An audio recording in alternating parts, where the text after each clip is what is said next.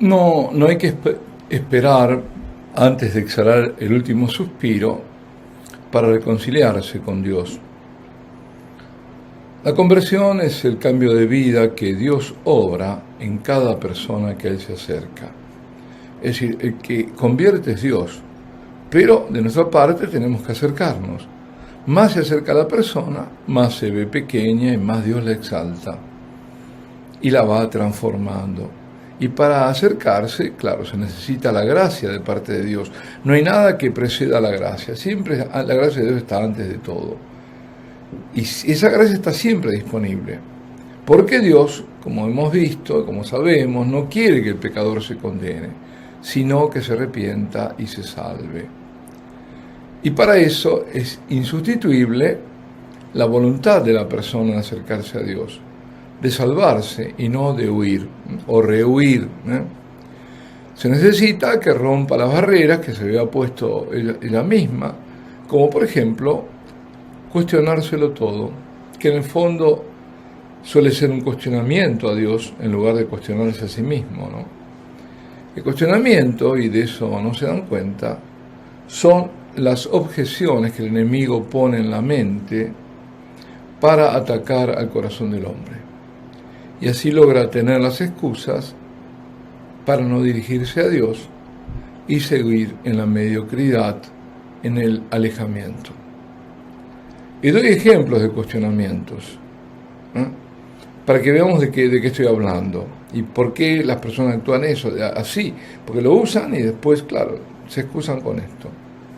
Uno típico es: ¿por qué yo he de ir a decirle mis cosas a un hombre, el sacerdote, que es pecador como yo y seguro más que yo? No piensan por un momento que no se trata de ser más o menos pecador, sino de algo instituido por el mismo Jesucristo. Cuando sopló el Espíritu sobre aquellos primeros sacerdotes, que los hacía apóstoles suyos, y les dijo: recibid el Espíritu Santo. A quienes les perdonéis los pecados les quedan perdonados, a quienes se los retengáis les quedan retenidos. Esto está en el capítulo 20 del Evangelio de San Juan, en el versículo 23.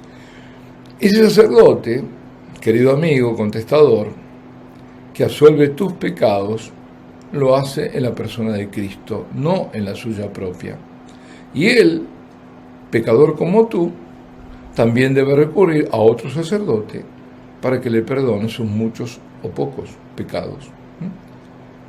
Otra objeción recurrente, otra contestación, es no entender, esta es fuerte y es casi universal, es no entender el sufrimiento de los inocentes, de los niños. Y esto lleva a muchos al ateísmo, a la rebelión o al agnosticismo. El dolor inocente es escándalo, es piedra en la que se tropiezan para no creer en Dios o para no creer que Dios nos ama. Lo primero que no se ve es que Jesús, el más inocente de todos los hombres de todos los tiempos, sufrió, y que gracias a ese sufrimiento alcanzamos la salvación, porque solo Dios revierte el mal en un bien mayor. Peor mal que el hombre pudo haber cometido era matar al Hijo de Dios, y de ahí nos viene la salvación. Mientras a algunos el sufrimiento inocente los lleva a concluir que Dios no existe o que no nos ama, a otros los convence que hay una vida eterna en la que se hará justicia con el triunfo del bien y del amor. Es decir, las cosas no van a quedar como están aquí. La única respuesta al sufrimiento humano, y vaya si la hay, es la cruz de Cristo. Y es desde su cruz que Jesús nos invita a unir nuestros dolores al suyo para la salvación del mundo.